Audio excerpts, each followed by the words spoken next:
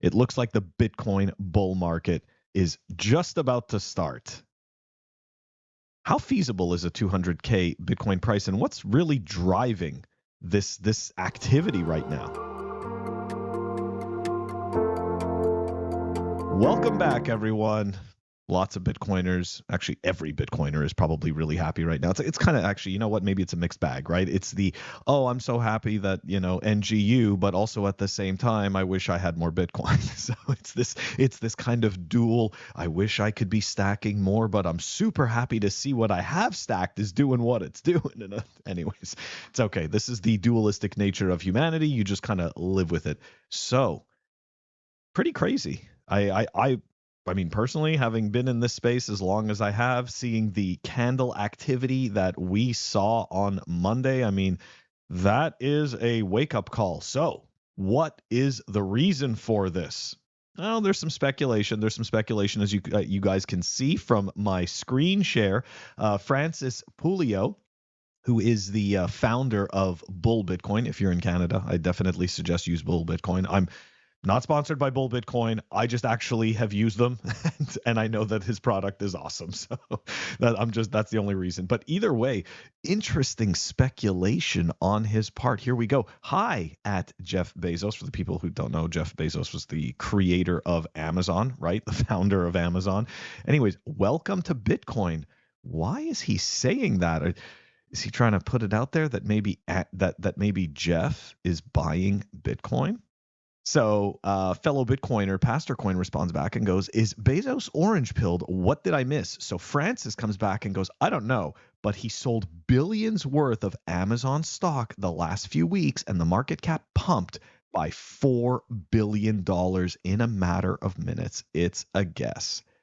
Somebody else chimed in, Gaston Silva, and goes, also, the Walton family sold a similar amount of Walmart stock recently. So maybe it's them. Very, very interesting. Could be, right? That could be a factor, but I'm talking about these people in these businesses selling their shares and starting to accumulate Bitcoin. That could be a factor.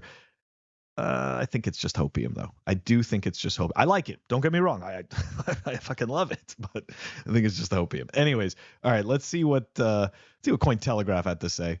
Article from Cointelegraph. Let's see here. Spot Bitcoin ETFs accumulate 300,000 BTC as net inflows rise to $6 billion.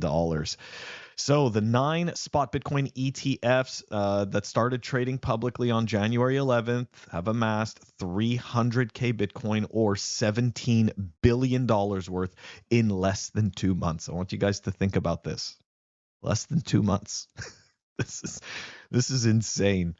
This is insane. It's also not financial advice. But that is a lot. That's pretty crazy. Anyways, 9-spot Bitcoin ETFs also recorded their highest trading volume day with $2.4 billion in trading volume, beating the prior record of $2.2 billion set on the first trading day. So I want you guys to think about this, right? About 2 months later, there's even more activity. So what that tells me is that people have finally started to finally finished setting themselves up, right? And they're ready to start accumulating Bitcoin, so to speak. Because keep in mind, right, when these products come out on the market, like, it's not like all of a sudden it's just a switch, right? Or like a faucet and, boom, all of this liquidity moves over. That's not how it works, right? The product comes out on the market. People have already, and institutions have already been doing their research, right? Some of them are just simply going to continue. Some of them are going to start accumulating slowly. And as they learn more about Bitcoin and its properties, then they start to accumulate even more. So it's not, what I'm trying to say is that it's not cut and dry, right? It's not like all of a sudden you flick on the light switch and the light is on. When it comes to the ETFs, you flick on the switch, but nothing happens right away, okay?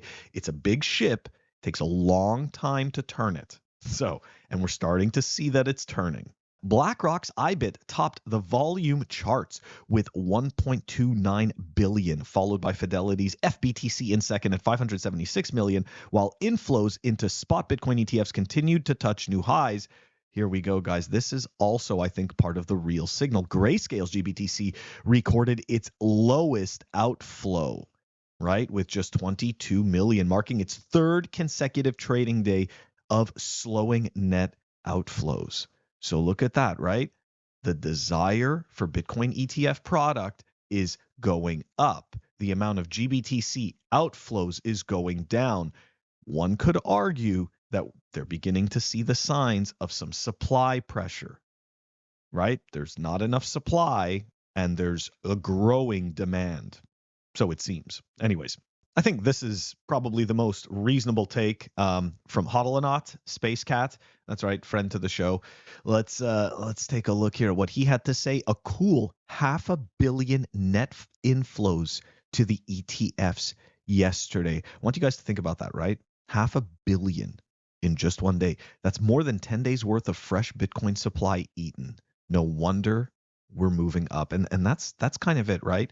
So this is what I was saying before, and I've seen this happen as well, even in equity markets, right? You have a company that comes public, okay, and they start to trade. Sure, you'll see some activity at the beginning, right?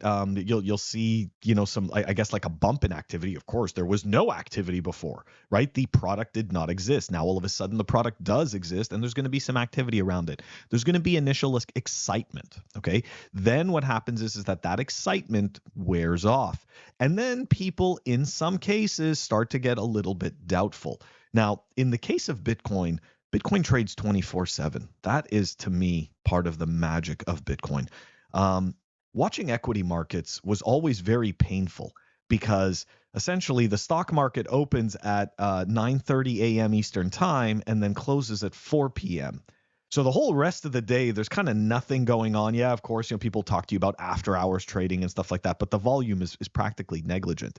Bitcoin is a 24-hour market. Now, for somebody like me, this is just I love watching Bitcoin's price movements. I don't trade. I don't give a shit. I just absolutely love watching Bitcoin's price movements, and to have a product, a hybrid digital asset like this that trades 24/7, to me is and not just to me, but to people that are way smarter than me, it is the purest form of price discovery. It's the purest form of essentially just value discovery, because in the stock market, as I was saying, it closes at 4:30. So all of a sudden you have this whole nighttime space where there's nothing happening. So when something happens in the stock market, you have to wait till the next day for the move to begin to play out.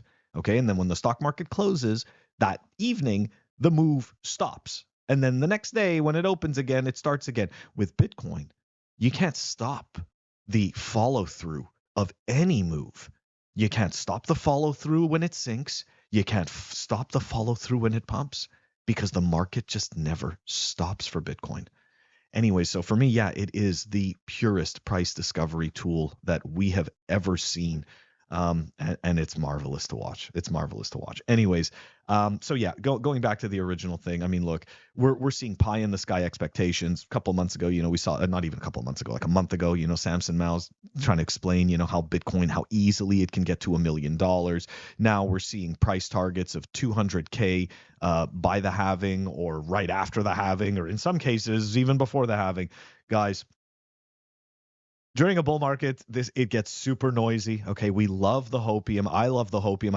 I mean, come on, this is fantastic, right? This is all we want is all of this rosy, fantastic news that just obviously makes you feel good and makes you feel vindicated and validated, right? For holding, because a lot of people are going to sit there and call you lucky and this and that. And look, I'm not going to say that there isn't a certain amount of luck that plays into it. Any human being who truly believes that every single thing is all of their own doing, I mean, that's kind of an ego. It's kind of an ego thing. Sorry to tell you, it's their luck plays a hand in some of it, even a little bit of luck. But your desire, your decision to persist, your decision to continue the same thing day after day and learn about it, that is not luck.